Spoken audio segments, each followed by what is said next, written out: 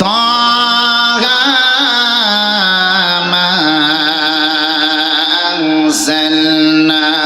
عليك القرآن لتشقى إلا تذكرة لمن يخشى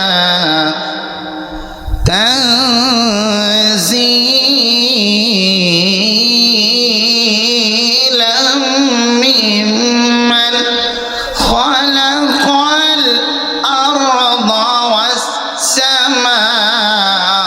والسماوات العلى